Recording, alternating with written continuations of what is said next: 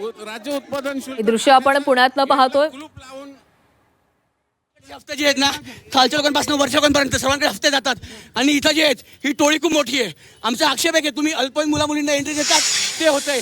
इथं जर या पद्धतीने दारू खाल 19 लोक मेली साहेब, 19 संसार मोडलेले आहेत, त्याची कसलीही लाज आणि आमच्या लोकांना वाटत नाही आणि इथं काहीच काम करून उपयोग असणार नाहीये. आम्ही टाळा ठोकतो, घरी जाऊन बसा, पगार घ्या. एकूण हे अधिकारी काहीच कामाचे नाहीत, कर्मचारी काहीच कामाचे नाहीत, घरी बसून बसलेले आहेत. तर त्याचा निषेध तुम्ही घरी जाऊन बसा. आम्ही टाळं लावतो, आम्ही टाळं लावणार आहोत. उत्पन्न होणारे काम काही काम नाहीये, घरी जाऊन बसावं. दरवेळेस घडणार असतात. तो राज्य उत्पादन गेटला कुलूप लावण्याचा प्रयत्न करतात. हे युवक काँग्रेसचे कार्यकर्ते खाली कुंड्या आहेत त्याही पडलेले आहेत. नेहमी अतिशय आक्रमक पद्धतीने सगळं आंदोलन सुरू आहे. युवक काँग्रेस कुंड्या इथं दारू करण्यावर पूर्णपणे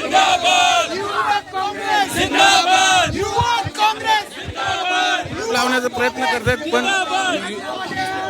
राज्य उत्पादन शुल्क खात्याचे अधिकारी त्यांना अडवतात. पण या निमित्ताने खरंच हा प्रश्न उत्पन्न होतोय की एवढं मोठं दारूकांड होतं, मग राज्य उत्पादन शुल्क खात्याने नेमकं केलं काय इतक्या दिवस, हा सगळ्यात महत्वाचा प्रश्न आहे. याचा त्यांची अजून नावं बाहेर का आलेलं नाहीये. याच्यातले सांगितले वारंवार 30 लोक आहेत, 2 वर्ष झाले गुन्हे दाखल होतात. वारंवार 4 वर्षापासून हाच प्रकार पुण्यामध्ये घडतोय.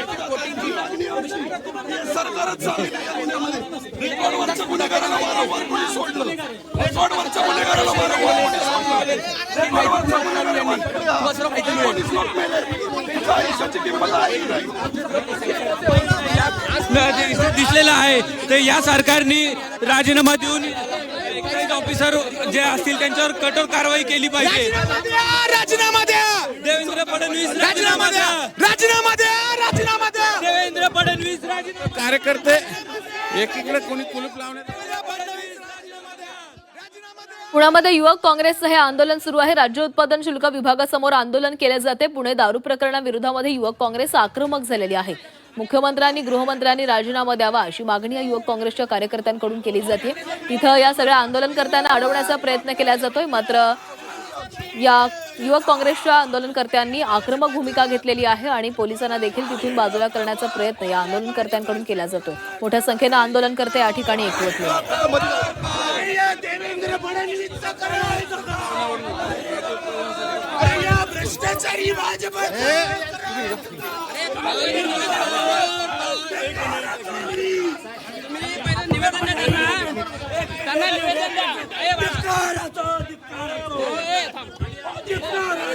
या सरकारचा धिक्कार असो.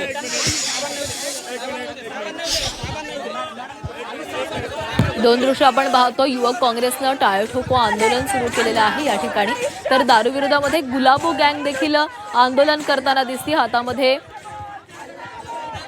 दारूनं भरलेल्या मद्यानं भरलेल्या ज्या पिशव्या आहेत त्या घेऊन जोरदार घोषणाबाजी या ठिकाणी केली जाते.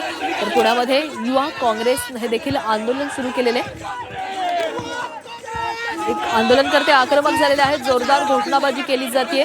पुण्यातील दारूकांडा विरोधामध्ये हे आंदोलन पुकारण्यात आलेलं आहे. हातामध्ये काही पोस्टर्स घेऊन जोरदार घोषणाबाजी करत हे आंदोलनकर्ते राज्य उत्पादन शुल्क विभागाच्या कार्यालयामध्ये धडकलेले आहेत. त्यांना पोलिसांकडून थांबवण्याचा प्रयत्न केला जातोय. मात्र या आंदोलकांकडून आत शिरण्याचा प्रयत्न सुरू आहे.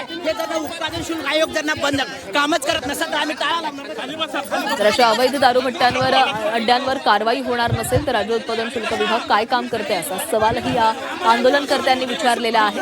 मोठ्या संख्येने या ठिकाणी युवक काँग्रेसचे आंदोलनकर्ते एकवटलेले आहेत. सरकारविरोधात घोषणाबाजी सोबतच गृहमंत्र्यांनी राजीनामा द्यावा देखील केली. पोलिसांचे जे काम आहे ते सोडून इथे एक्साइज पुढे करते. किती हा मुजोरीपणा. तर त्यासाठी आम्ही गुन्हे दाखल झाले आमच्यावर तरी चालेल, परंतु आम्ही 100% 4 वर्षापासून या सरकार असं पद्धतीने काम करतंय. जय अधिकारी.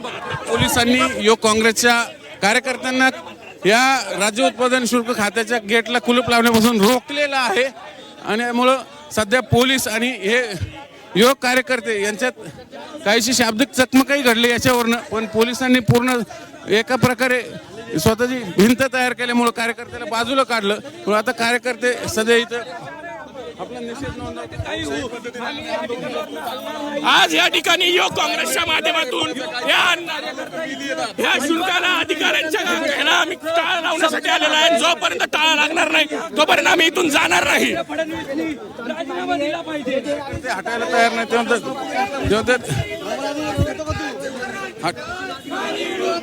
हे घे माग ए अक्षय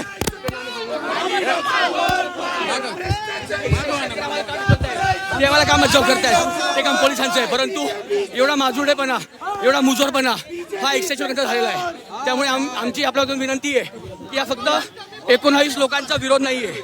19 लोकांचा विरोध म्हणजे 19 लोक मेली त्यांचा नाही आहे, परंतु हा खूप मोठा विषय आहे.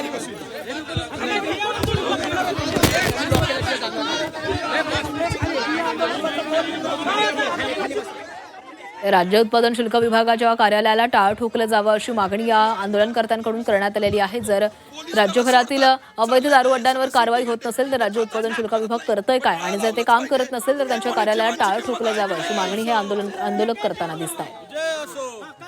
या ठिकाणी जोरदार घोषणाबाजी देखील केली जाते. पोलिसांची मोठी कुमक या ठिकाणी आहे. पोलिसांकडून या आंदोलकांना थांबवण्याचा प्रयत्न केला जातो. एकतर महिलांचं सुरक्षा नाहीये. गेल्या 1 महिन्यामध्ये 123 महिला महाराष्ट्र पुण्यात गायब झालेल्या आहेत. मग त्याचं काय कोण देणार? हा गुन्हेगार 10 वर्ष झाला दारू बनवते, त्याच्याकडे त्याला प्रोटेक्शन कोण देते? तिथला नगरसेवक त्याचा साथीदार आहे का? फडणवीस वगैरे थांबले जातात का?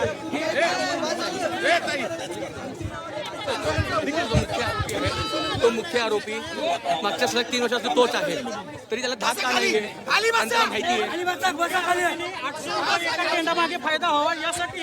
800 रुपयासाठी 19 लोकांचा जीव गेलाय.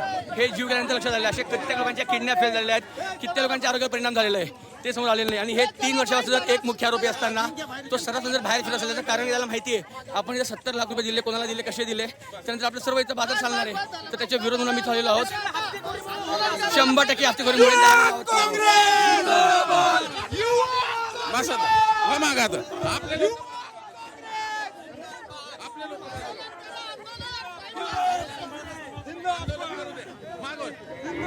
युवा काँग्रेसच्या कार्यकर्त्यांकडून तिथंच ठिय्या मांडण्याचा प्रयत्न केला जातोय, मात्र पोलिसांकडून त्यांना बाजू करण्याचे प्रयत्न सुरू आहेत. या कार्यालयाला आम्ही टाळ ठोकून राहणारच अशी भूमिका या कार्यकर्त्यांनी घेतलेली आहे. राज्यभरामध्ये अनेक खरं तर प्रश्न उपस्थित झालेले आहेत. महिलांच्या सुरक्षेचा असेल किंवा यासोबतच अवैध दारू अड्ड्यांचा असेल, यामध्ये कुठलीच कारवाई केली जात नाही असा आरोप देखील या कार्यकर्त्यांनी केला.